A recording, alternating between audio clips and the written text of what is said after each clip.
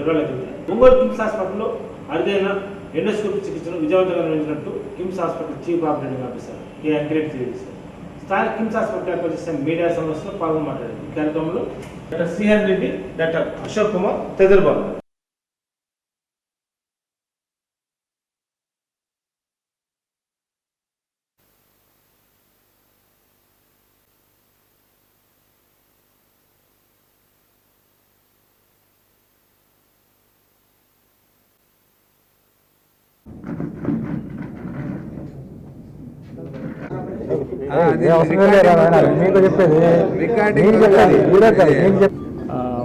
మన కిమ్స్ హాస్పిటల్ నందు జీర్ణకోశ మరియు లివర్ విభాగంలో అన్ని రకాల వైద్య సేవలు అందించే విధంగా మేనేజ్మెంట్ గారి ప్రోత్సాహంతో ఈ వ్యాధులకు సంబంధించి ఏ రకమైన వైద్యమైనా మహానగరాలకి వెళ్లాల్సిన అవసరం లేకుండా, హైదరాబాదు, చెన్నై ఇటువంటి మహానగరాలకు వెళ్లాల్సిన అవసరం లేకుండా అన్ని రకాల అడ్వాన్స్ ప్రొసీజర్స్ అన్నీ మన కిమ్స్ హాస్పిటల్ ఒంగోలు నందు చేయదలిచాము.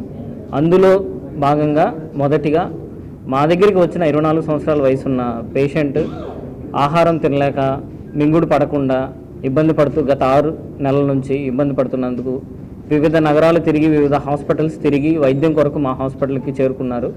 వారికి మేము తగు పరీక్షలు చేసి, అవి కూడా అడ్వాన్స్ టెస్టులు చేసి, ఈసోఫేజల్ మానోమెట్రీ అంటే అన్నవాహికలో ఉండే పీడనం, ఆహారం వెళ్ళేటప్పుడు పీడనం ఎలా ఉంటుంది అనే పరీక్షలు చేసి, ప్లస్ బేరియం స్వాలో అంటాం, అంటే ఒక రకమైన ఎక్స్రే, దానికి ఒక మందు ఇచ్చి, స్పెషలైజ్డ్ మందు ఇప్పించి మన బేరియం స్వాలో చేసి అన్నవాహికకి, కడుపుకి వెళ్ళే మార్గం మూసుకుపోయి ఉన్నదని, దానికి సంబంధించిన శస్త్రచికిత్సలు చేయటం వలన కలుగు ప్రయోజనాలన్నీ వాళ్ళకి వివరించిన తర్వాత మనం యాక్చువల్గా కిమ్స్ ఒంగోలులో మొట్టమొదటిసారిగా ఈ 3 జిల్లాల్లో, గుంటూరు, ప్రకాశం, నెల్లూరు జిల్లాల్లో మొదటిసారిగా ఈ ప్రొసీజరు, అడ్వాన్స్డ్ ప్రొసీజరు ఎండోస్కోపీ ద్వారా పేషెంట్కి ఒక కుట్టు కోత ఏమీ లేకుండా ఎండోస్కోపీ ద్వారా మనం శస్త్రచికిత్స చేసి పేషెంట్ని తర్వాత రోజే డిశ్చార్జ్ చేయగలుగుతున్నాము. అంటే మా కిమ్స్ హాస్పిటల్ యాజమాన్యం ద్వారా మాకు ఈ సహకారం అందింది కాబట్టి ఈ ప్రొసీజర్లన్నీ చేయగలుగుతున్నాం. ఈ వ్యాధి పేరు అచలేషియా కార్డియా. అచలేషియా కార్డియా అనేది 1,00,000 మందిలో ఒకరికే, ఇద్దరికే వస్తుంది. అది బేసిక్గా అన్నవాహికలో నరాలు దెబ్బతినడం వల్ల వస్తుంది. అంటే నరాలు పక్షవాతం అయిపోయి అన్నవాహిక కదలికలు ఆగిపోవడం వల్ల అన్నవాహిక ఉబ్బిపోయి దానిలో ఉన్న ఆహారం మళ్ళీ తిరిగి నోట్లోకి రావడం, అది ఊపిరితిత్తుల్లో చేరి నెంబురాగా రావడం, దగ్గు, వాంతులు, బరువు పెరగకపోవడం, ఇట్లాంటివన్నీ లక్షణాలన్నీ వస్తాయి. ఇది అలాగే వదిలేస్తే కాలక్రమేణా క్యాన్సర్గా కూడా మారే అవకాశం ఉంటుంది. దానికోసం మనం పేషెంట్కి ఈ శస్త్రచికిత్స ఎండోస్కోపీ ద్వారా చేసి తర్వాత రోజే డిశ్చార్జ్ చేస్తున్నాం. ఈ అచలేషియా కార్డియా అంటే ఇక్కడ మనకి కనిపిస్తున్నట్టు ఇది నార్మల్, ఇది మన అన్నవాహిక, ఇది మన స్టమక్, చిన్న పేగు. ఈ మార్గం నార్మల్గా మనం అన్నం తిన్న తర్వాత ఇది మనకి తెరుచుకొని ఈ అన్నవాహిక ద్వారా మన కడుపులోకి వెళ్ళిపోతుంది. కానీ అచలేషియాలో ఏమవుతుందంటే ఇక్కడ నరాలు దెబ్బతినడం వల్ల ఈ అన్నవాహిక నుంచి వెళ్ళే ఆహారం ఇక్కడ ఆగిపోతుంది. ఇక్కడ ఆగిపోవడం వల్ల పేషెంట్కి ఆహారం వెళ్ళదు, ద్రవ పదార్థాలు కూడా తీసుకోవడం కష్టం అవుతుంది, ఈ అన్నవాహిక అంతా ఉబ్బిపోతుంది. దీనివల్ల మేము చేసిన అడ్వాన్స్ టెస్టుల్లో ఇదొకటి. ఎక్స్రే చేసాం. ఎక్స్రేలో బేరియం ఎక్స్రే చేస్తే మనం ఇక్కడ గమనించవచ్చు, మనం ఇచ్చిన మందంతా ఇక్కడ దాకా వచ్చి ఇక్కడ ఆగిపోయింది, కిందకి వెళ్ళలేదు. సో దానికి మేము ఎండోస్కోపీ ద్వారా శస్త్రచికిత్స చేసాం. పేషెంట్కి మత్తు జనరల్ అనస్థీషియా ఇచ్చి ఇక్కడ మనం చూస్తున్నట్టు ఎండోస్కోపీ పాస్ చేసాము. ఎండోస్కోపీ ద్వారా మనం ఇక్కడ లోపలికి వెళ్ళి చిన్న టన్నెల్ క్రియేట్ చేసి అక్కడ మజిల్స్ కట్ చేసాం. మజిల్స్ కట్ చేయడం వల్ల పేషెంట్కి ఈ పేగు అనేది, అన్నవాహిక అనేది పూర్తిగా తెరుచుకుంటుంది. పేషెంట్కి నిన్నటి నుంచే లిక్విడ్స్ ఇవ్వడం స్టార్ట్ చేసాం. సర్జరీ అయిపోయిన తర్వాత నుంచే ఈరోజు పేషెంట్ సెమీ సాలిడ్ డైట్ కూడా తీసుకోవడం స్టార్ట్ చేశారు. 2 వారాల తర్వాత నార్మల్గా ఆమె ఆహారం తీసుకోగలుగుతారు. ఇటువంటి శస్త్రచికిత్స చేయడానికి సహకరించిన పేషెంట్కి కానీ మేనేజ్మెంట్కి కానీ ధన్యవాదాలు తెలుపుకుంటున్నాం. ఇకపైన కిమ్స్ హాస్పిటల్లో జీర్ణకోశము, లివర్కి సంబంధించిన ఏ వ్యాధులైనా సమగ్రమైన ట్రీట్మెంట్ పెద్ద ఊర్లకి వెళ్లకుండా ఇక్కడే మేము చేయదలుస్తాం. ప్యాంక్రియాస్కి సంబంధించిన సమస్యలు కూడా అన్ని ట్రీట్ చేస్తాం. ఫ్యూచర్లో పేషెంట్ సహకారం కానీ మా మేనేజ్మెంట్ సహకారంతో కాలేయానికి సంబంధించిన మార్పిడి శస్త్రచికిత్సలు కూడా తీసుకురావాలనేది మా ఆకాంక్ష ఇక్కడ. అలాగే మా లివర్ ఫెయిల్ అయిన పేషెంట్స్కి కిమ్స్ హాస్పిటల్లో మెయిన్గా ఎలకల మందు తిని వస్తూ ఉంటారు పేషెంట్స్. వాళ్ళందరికీ కూడా ప్లాస్మా ఫెరిసిస్ చికిత్స కూడా మనమే ఇక్కడ విజయవంతంగా పూర్తి చేయగలుగుతున్నాం. ఒంగోలులో, ప్రకాశం జిల్లాలో ప్లాస్మా ఫెరిసిస్ ఇలాంటి శస్త్రక్రియలు చేసేది మా దగ్గర ఒక్కటే. సమగ్రమైన డిపార్ట్మెంటు, జీర్ణకోశ, లివరు, ప్యాంక్రియాకి సంబంధించిన అన్ని రకాల శస్త్రచికిత్సలు, ఎండోస్కోపీ ద్వారా అన్ని పరీక్షలు అన్నీ ఇక్కడే చేయగలుగుతున్నాం. ఇలాగా కిమ్స్ హాస్పిటల్ అంటే రకరకాల వైద్య సేవలు ఏదైతే కింద ఇక్కడ మనకు జిల్లాలో అందుబాటులో లేనటువంటి వైద్య సేవలన్నింటిని కూడా మనం ఇక్కడ కిమ్స్ హాస్పిటల్లోనికి తీసుకొని వచ్చి పేషెంట్స్ యొక్క అంటే పేషెంట్స్కి ఏం కావాలి అంటే వాళ్ళకి ఏ విధంగా చేస్తే వాళ్ళకి ఇబ్బంది లేకుండా జరుగుతుంది, వాళ్ళకు అతి తక్కువ ఖర్చులు అంటే మీకు తెలిసి చాలా 90% ఆఫ్ ద మనం కేసెస్ అన్నీ కూడా ఆరోగ్యశ్రీలో చేస్తున్నాం. అదేవిధంగా ఎక్కడ అవకాశం ఉంటే ఇప్పుడు సపోజ్ ఏదైనా కానీ ఆర్థికంగా స్తోమత లేని వాళ్ళకు కూడా వాళ్ళకి తగిన విధంగా ఎంత తక్కువ ఖర్చులు అంటే మాకు లాభాపేక్ష అనేది లేకుండా ఓన్లీ అంటే పేషెంట్ యొక్క ఆరోగ్యం అనేది దృష్టిలో పెట్టుకొని వాళ్ళకి చేయడం జరుగుతూ ఉంది. అదేవిధంగా మీ అందరికి కూడా నేను రిక్వెస్ట్ చేసేది ఏంటంటే మీరు కూడా రకరకాలుగా అంటే ఈ ప్రస్తుతం ఉన్నటువంటి పరిస్థితుల్లో వాతావరణ పరిస్థితులు కానీ ఏదన్నా కానీ అందరూ కూడా బయట తిరుగుతూ ఉన్నారు. మీ ఆరోగ్యాన్ని కూడా జాగ్రత్తగా చూసుకోండి. మీ ఆరోగ్య సమస్యలు ఏదన్నా కానీ కిమ్స్ హాస్పిటల్ అనేది మీకు ఎల్లవెల్ల సర్వీస్ ఉందనేది మీకు కానీ మీ ఫ్యామిలీ మెంబర్స్కి కానీ ఎల్లవెల్ల అందుబాటులో ఉంటుంది. వీలైనంత వరకు అన్ని రకాల వైద్య సేవలు అందిస్తూ అందరినీ కూడా ప్రకాశం జిల్లాలో ఆరోగ్యవంతులుగా చేయడానికి మేమంతా కృషి చేస్తాం. సో మా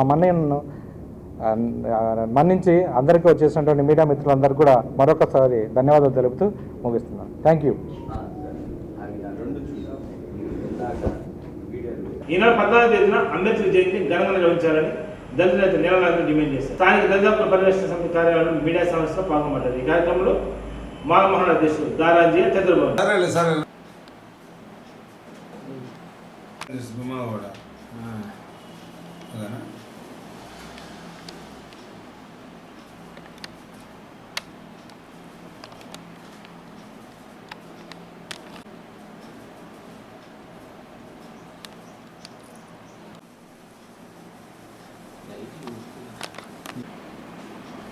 ఈ నెల 5వ తేదీన డాక్టర్ బాబు జగీర్రావు జయంతి, అదేవిధంగా ఏప్రిల్ 14న రాజ్యాంగ నిర్మాత అంబేద్కర్ గారి జయంతి.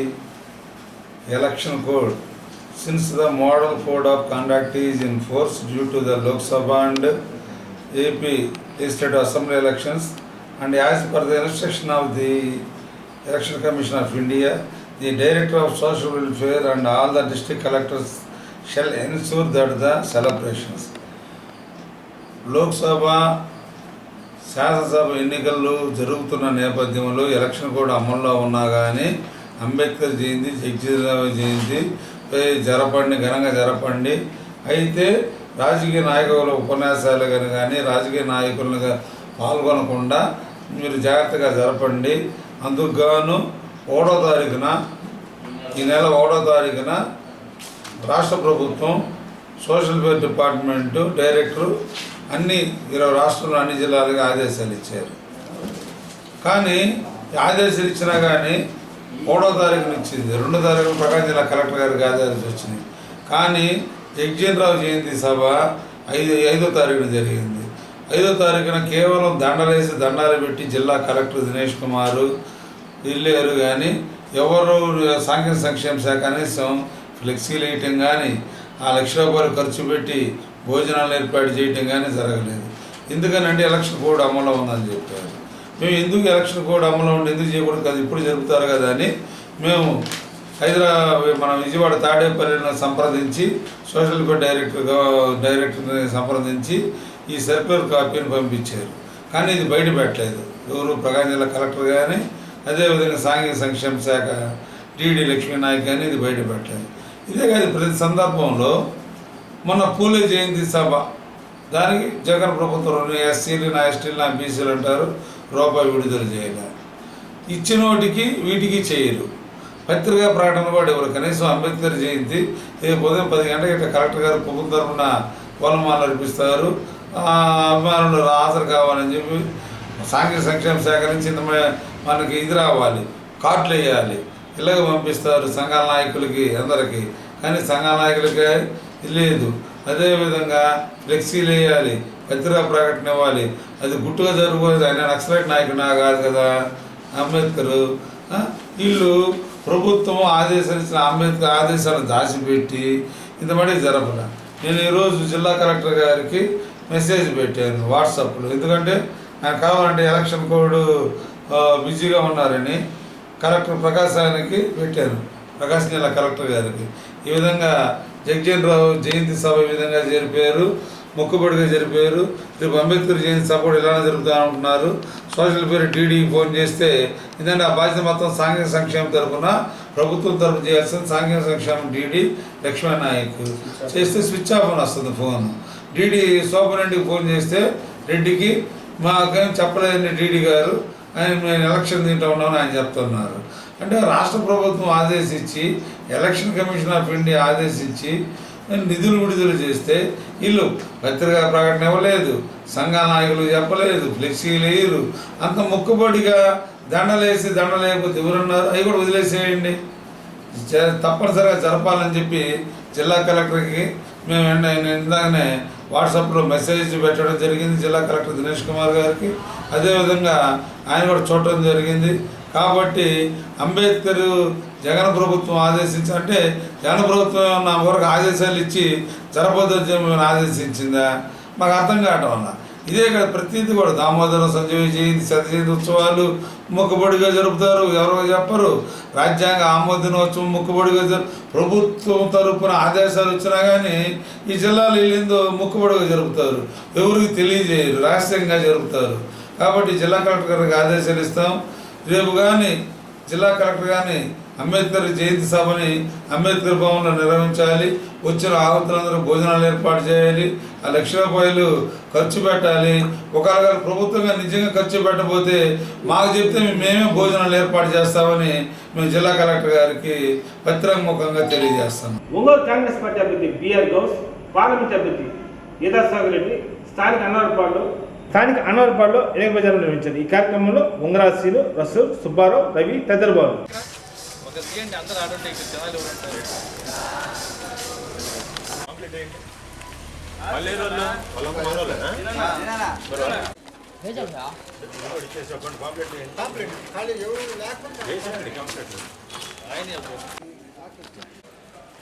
మీరు ఎక్కడికమ్మా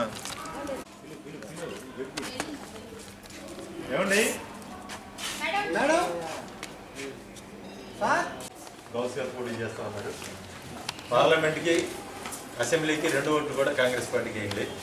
అస్సాం గుర్తు వల్ల దేశం అందరం బాగుంటారమ్మా. ఎంపీ అభ్యర్థిగా సుధాకర్ రెడ్డి గారు, సుధాకర్ రెడ్డి గారు కాంగ్రెస్ పార్టీ అస్తం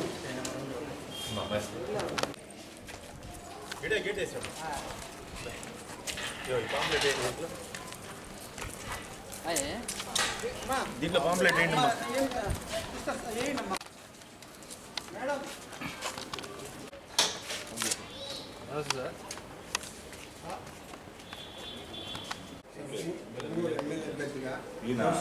రెడ్డి గారికి ఇవ్వాలా? రెడ్డి గారు ఎంపీ గారి సిటీ అలాగే సార్. 2 అస్తం పెట్టుకోండి sir. Okay sir, thank you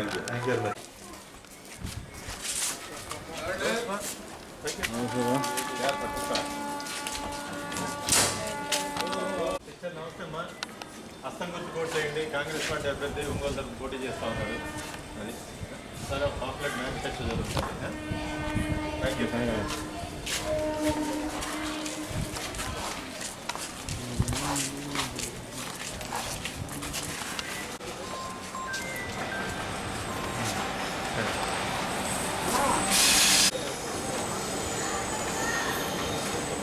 okay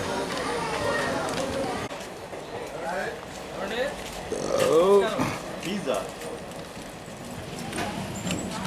Congress party అభ్యర్థి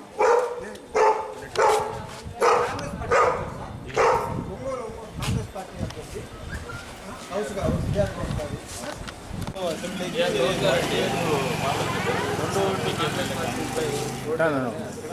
చిన్న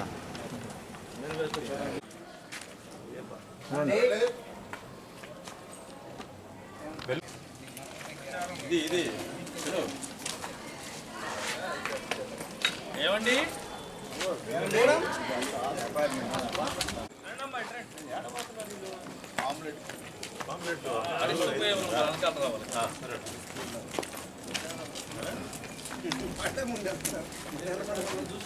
అంటే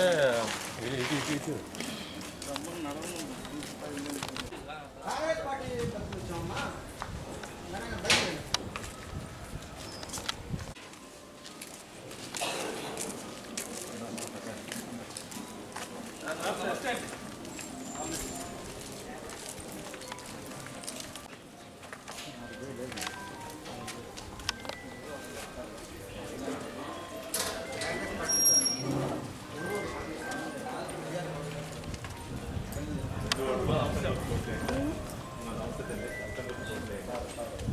నమస్తే సార్ అస్తంగుర్తు కోట్లు ఏమని చెప్పారు మొత్తం నిలబడి ఉన్నారు ఆయన ఏమండి ప్రసాద్ మేడం రండి ప్రసాద్ సీరియస్ వస్తున్నాం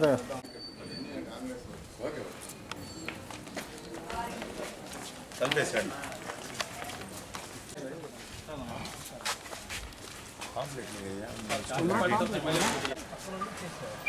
ముందు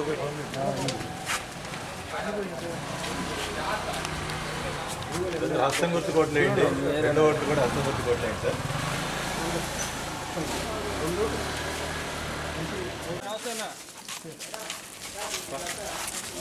డబ్బులు కాదు వచ్చారు కానీ పడ్డాడు. సార్ నమస్తే సార్ నమస్తే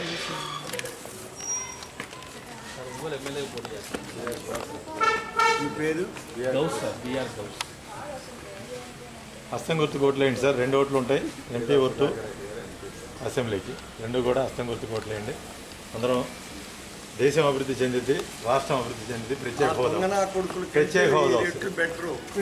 మోసగాళ్ళు ఇద్దరు చేరి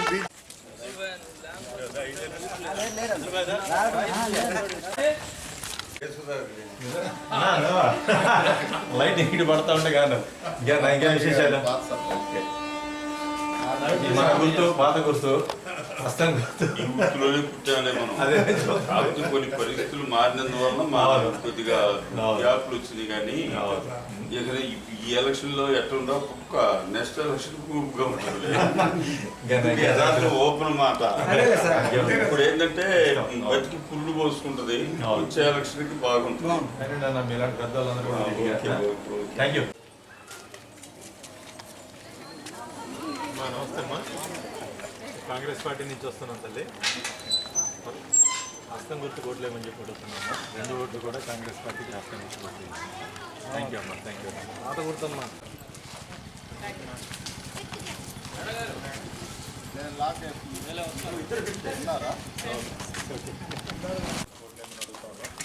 యువతకు ఉద్యోగాలు కావాలంటే కాంగ్రెస్ పార్టీ కోట్లు. థ్యాంక్ యూ అమ్మా, thank you very much.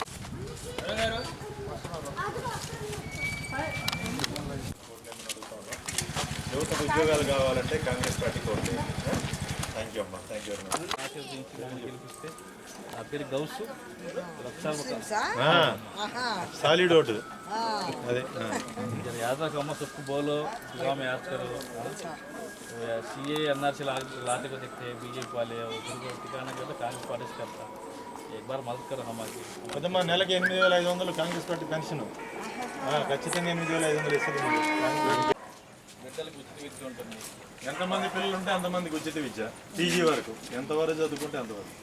Central wide policy పెట్టిందమ్మా కాంగ్రెస్ పార్టీ. పిల్లలకి ఉచితంగా విద్యను అందించాలి. ఆ విద్య అనేది ఉంటేనే వాళ్ళ జీవితాలు బాగుంటాయి కనుక ఉచిత విద్య అందరికీ. ఒకసారి ఓటేసి ఆశీర్వదించమ్మా. ఇప్పుడు మీకు అందుబాటులో గౌస్ మేము ఇంకో కాంగ్రెస్ పార్టీ తరఫు ఎమ్మెల్యే పోటీ చేస్తాం.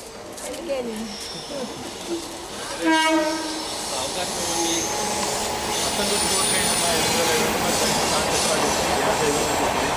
పిల్లలందరికీ ఉచిత విద్య ఎంతమంది పిల్లలు ఉంటే అంతమందికి Congress party Congress party MLA పోటీ చేస్తున్నాం. హస్తం గుర్తుగా ఎమ్మెల్యేకి ఎంపీకి 2 ఓట్లు ప్రతి మహిళకి 8,500 రూపాయలు ఫ్రీ అంటే పెన్షన్ ప్రతి నెల. పిల్లలు ఎంతమంది ఉంటే అంతమంది పిల్లలకి ఉచిత విద్య 500 రూపాయలు.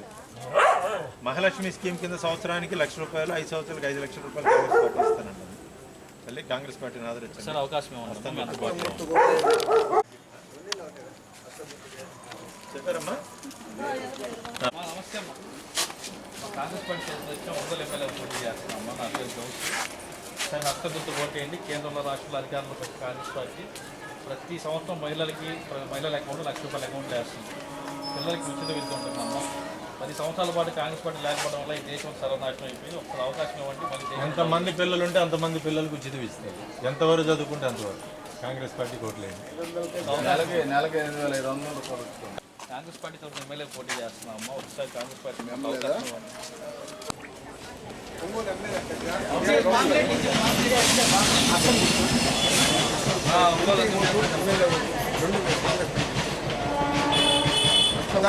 ఈరోజు కాంగ్రెస్ పార్టీ ఎన్నికల ప్రచారంలో భాగంగా అన్నవరపాడులో ప్రజలను కలిసి వారి వద్దకు వెళ్ళి కాంగ్రెస్ పార్టీకి ఓటు వేయమని చెప్పి మేము ఓట్లు అభ్యర్థించడం జరిగింది. ప్రజల నుంచి నిజంగా విశేష స్పందన వస్తుంది. వారు అంటున్నారు 10 సంవత్సరాల్లో ఇలాగే వచ్చి మా దగ్గర చాలామంది ఓట్లు వేయించుకున్నారు, వెళ్ళారండి. అధికారంలోకి వచ్చిన తర్వాత ఏ పార్టీ ఎమ్మెల్యే కూడా మా దగ్గరికి వచ్చి మా సమస్యలు పట్టించుకోవట్లేదని చెప్పి. అదేవిధంగా ఈరోజు మేము కాంగ్రెస్ పార్టీ మేనిఫెస్టోలో పెట్టాం KG to PG ఉచిత విద్య అని చెప్పి. ఇంతకుముందు కాంగ్రెస్ పార్టీ అధికారంలో ఉన్నప్పుడు సకాలంలో ఫీజు రియంబర్స్మెంట్ ఇచ్చింది, సకాలంలో స్కాలర్షిప్లు ఇచ్చింది. ఈరోజు చాలా కాలేజీల్లో మేము ఎంక్వైరీ చేస్తుంటే మా దృష్టికి కొన్ని సమస్యలు వస్తే మేము చాలా నిర్గంతపోతున్నాము. అసలు ఇలా ఉందా పరిస్థితి అని చెప్పి. హాస్టళ్లలో విద్యార్థులకి మెస్సు బిల్లులు పడకపోతే ఈరోజు దాకా స్కాలర్షిప్లు హాస్టళ్ళకి సెలవు ఇచ్చేసి పిల్లకాయలు ఇంటికి పంపించేస్తున్నారు యాజమాన్యాలు భరాయించలేక. వాళ్ళు డబ్బులు కట్టే పరిస్థితిలో లేరు. గవర్నమెంట్ డబ్బులు ఇవ్వట్లేదు సకాలంలో, మేము వాళ్ళని పోషించలేము అని చెప్పి. ఇటువంటి దుర్పరిస్థితుల్లో ఈరోజు రాష్ట్రంలో ప్రభుత్వం ఉంది. ఇంకో పక్క చూస్తే ఈ రాష్ట్రంలో పెద్ద డ్రామా జరుగుతుంది. ఇంతకుముందు చంద్రబాబు నాయుడు గారు జన్మభూమి కమిటీలను పెట్టి వారి కార్యకర్తల్ని ప్రోత్సహిస్తూ ఏదో ప్రభుత్వంలో భాగస్వాములు చేస్తే దాన్ని తప్పుపడితే అధికారంలో వచ్చిన వైసీపీ ఈరోజు వాలంటీర్ వ్యవస్థను తీసుకుని వస్తే ఈ వాలంటీర్ వ్యవస్థ మీద పెద్ద డ్రామా ఈ రాష్ట్రంలో ఈరోజు. కొద్దిసేపు ఏమో వాళ్ళు రాజీనామా చేస్తామంటారు, కొద్దిసేపు ఏమో వాళ్ళే ఉద్యోగులు అంటారు, కొద్దిసేపు ఉద్యోగాలు రాజీనామా చేసి మళ్ళీ కార్యకర్తలకు తిరుగుతామంటారు. ఈ రాష్ట్రంలో ఏం జరుగుతుందో అర్థం కావట్లేదు. నిన్నటిదాకా ప్రభుత్వంలో భాగస్వాములు ఉన్న వాలంటీర్లు వాళ్ళ ఉద్యోగాలకి రాజీనామాలు చేసి ఈరోజు కార్యకర్తలాగా ప్రజల మధ్యలో తిరిగి ప్రజల్ని మభ్యపెట్టి వాళ్ళ ఇళ్ళకి వెళ్ళి బెదిరించడం జరుగుతుంది. నిన్న ఒంగోలు నగరంలో చూసినట్టయితే గత 30 సంవత్సరాల్లో ఒంగోలు నగరంలో ఈ రోజు దాకా జరిగిన పరిణామం. 2 పార్టీలు విచక్షణారహితంగా కొట్టుకొని ప్రాణాలు పోలేదు కానీ దాదాపు ప్రాణాలు పోయేంత పని, ఒక మనిషిని 30-40 మంది మూకుముడిగా వచ్చి దాడి చేయటం. దీని కారకులు ఎవరురా అంటే ఒక వాలంటీరు రాజీనామా చేశాను అని చెప్పి చెబుతూ ఇళ్ళ దగ్గరికి వెళ్ళి జనాల్ని భయభ్రాంతికి గురి చేయటం. మేము ఓట్లు లేకపోతే మీకు మేము స్కీములు ఇవ్వము, పథకాలు ఇవ్వమని చెప్పి అక్కడ జరిగిన చిన్న గొడవ ఈరోజు జనాల ప్రాణాల మీద ఇచ్చింది. అక్కడితో ముగిసింది అనుకుంటే నిన్న మళ్ళీ రిమ్స్లో మళ్ళీ అదే గొడవ కంటిన్యూ చేశారు. మరీ బాధాకర విషయం ఏంటంటే రానున్న నెల రోజుల్లో ఒంగోలు నగరం తీవ్రమైన నీటి ఎద్దడి ఎదుర్కోబోతుంది. ఈ విషయాన్ని పక్కదారి పట్టడానికి కూడా ఈరోజు అధికార పార్టీ ఈ గొడవల్ని వాడుకుంటుంది. రాబోయే ఎన్నికల్లో అభివృద్ధి పేరు మీదో సంక్షేమం పేరు మీద ఓట్లు అడగాల్సిన ఈ నాయకులు ఒంగోలు ఇప్పుడు గూండాగిరి చేస్తూ ఫ్యాక్షన్ రాజకీయాలని ఇక్కడ తెరలేపుతూ ఎవరు బలాబలాలు చూపించుకొని ఇక్కడ జరగబోయే ఎలక్షన్ని ఈవెంట్ లాగా మార్చడానికి సిద్ధపడుతుంది. ప్రజలారా ఒక్కసారి ఆలోచించండి. మేము పదే చెబుతున్నాం, మీ భవిష్యత్తు కాదు మీ బిడ్డల భవిష్యత్తు కోసం ఆలోచించండి. ఈ పరిణామాలు కానీ ఇదే విధంగా ఒంగోలులో జరిగితే ఈ నాయకుల్ని మీరు మళ్ళీ ఎంకరేజ్ చేసి మీరు ఓట్లేసి గెలిపిస్తే రాబోయే భవిష్యత్ తరాలు కానీ భవిష్యత్తు ఎంత భయంకరంగా ఉంటుందో ఆలోచించుకోండి. ఒక సామాన్యుడు రాజకీయాల్లోకి రావాలి, సామాన్యుడు ఎదగాలి, సామాన్యుడు గెలవాలని చెప్పి మన సినిమాలు చూసి చప్పట్లు కొడతా ఉంటాం. నాలాంటి ఒక సామాన్యుడు 20 సంవత్సరాల పాటు ప్రజా జీవితంలో రాజకీయాల్లో ఉండి విద్యార్థుల సమస్యల మీద పోరాడి యువత సమస్యల మీద పోరాడి ప్రతి విషయం మీద క్షుణ్ణంగా అవగాహన ఉండి మీకు మేలు చేయడానికి ఈరోజు కాంగ్రెస్ పార్టీ తరఫున వచ్చాను. మీరు స్వాతంత్రం వచ్చింది కానీ ఈ రోజు దాకా ప్రజలకి ఏదైనా చేసినట్టు కేవలం కాంగ్రెస్ పార్టీనే చేసింది. 10 సంవత్సరాల అధికారంలో ఈ దేశంలో బీజేపీ ఒక రకమైన విధ్వంసాన్ని సృష్టించింది. ఉద్యోగాలు లేవు, పారిశ్రామిక రంగం కుదేలైపోయింది, రైతులు కుదేలైపోయారు, మహిళల మీద అరాచకాలు. ప్రజలారా ఒక్కసారి ఆలోచించండి. ఇవన్నీ మీరు బేరీజు వేసుకొని రేపు మీరు వేసే ఓటు దేశ యొక్క ప్రగతి వైపు, మీ బిడ్డల యొక్క భవిష్యత్తు వైపు పయనించాలని కోరుకుంటూ ఒక్కసారి మా అందరికీ మాకు అవకాశం ఇచ్చి గెలిపించాలని కోరుకుంటూ సెలవు తీసుకుంటాం. ఈరోజు ఒంగోలు అసెంబ్లీ నియోజకవర్గ అభ్యర్థి సోదరుడు బిఆర్ గౌస్ అనవరపాడు కాలనీలో ప్రచారాన్ని నిర్వహిస్తూ మరి ఇక్కడ ఉన్నటువంటి కాలనీలో ఉన్నటువంటి పరిస్థితులు చూస్తూ ఉంటే డైరెక్ట్గా వాళ్ళందరూ చెప్తా ఉన్నారు, 10 సంవత్సరాలు నుండి ఓట్లే ఇచ్చుకుంటున్నారు, ఎవరు కనిపించట్లేదు, ఎక్కడికి పోయినా కూడా మాకు ఏ పనులు జరగట్లేదు అని. ఖచ్చితంగా అది వాస్తవమే. మరి అంతకుముందు ఉన్నటువంటి తెలుగుదేశం పార్టీ కానీ ఇప్పుడున్నటువంటి అధికారంలో ఉన్నటువంటి వైఎస్ఆర్ కాంగ్రెస్ పార్టీ కానీ ఇవి రెండు కూడా ప్రజలను పట్టించుకోకుండా ఒక ఇప్పుడున్నటువంటి ప్రభుత్వం అయితే నియంత్రిత దూరంతో ముందుకు వెళ్తూ ఉంది.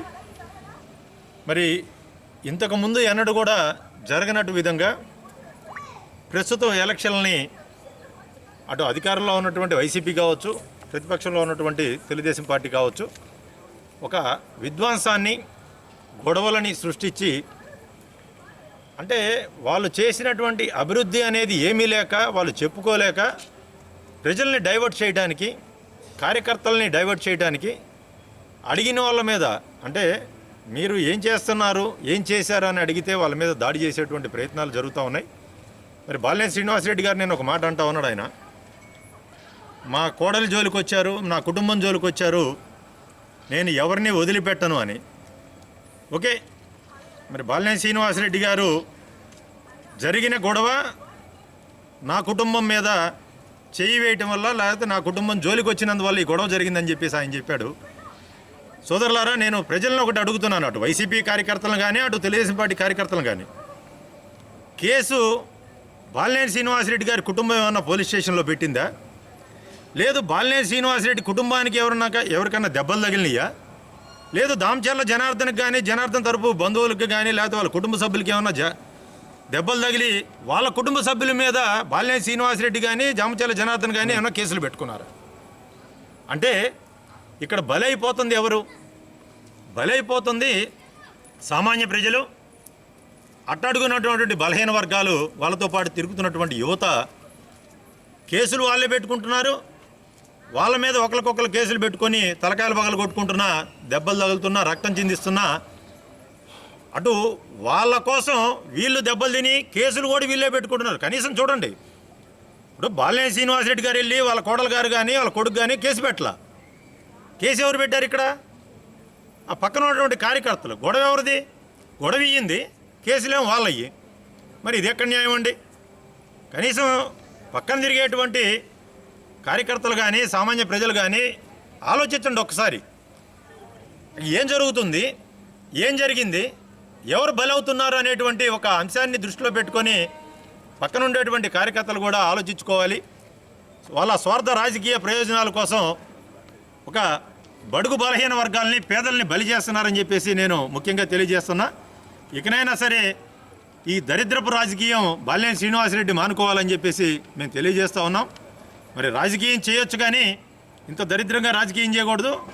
ఈ 5 సంవత్సరాలు కాదు, గడిచినటువంటి నువ్వు 5 సార్లు ఎమ్మెల్యేగా ఎన్నికయ్యావు, 20 సంవత్సరాల్లో నువ్వు చేసిన ప్రగతి ఏందో నువ్వు ప్రజలకు చెప్పు, ప్రజలకు చెప్పి ఓటు అడుగు.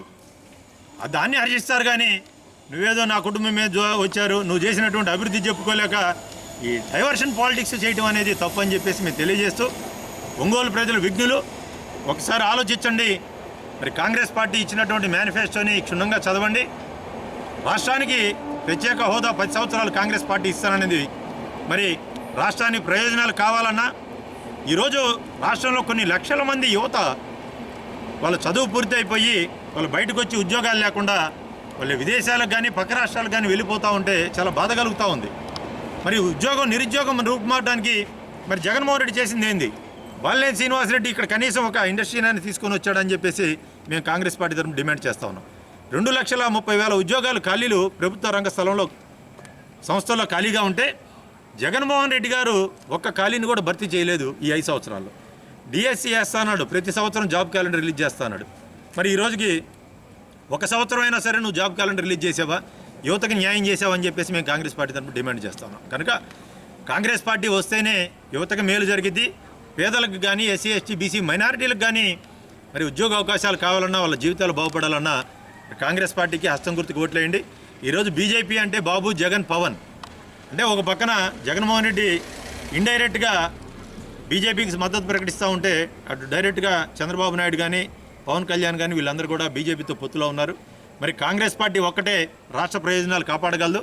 కాంగ్రెస్ పార్టీని ఆదరించి హస్తం గుర్తుకు ఓట్లేసి ఎమ్మెల్యే అభ్యర్థిని ఎంపీ అభ్యర్థిని గెలిపించాలని చెప్పేసి కోరుకుంటాం.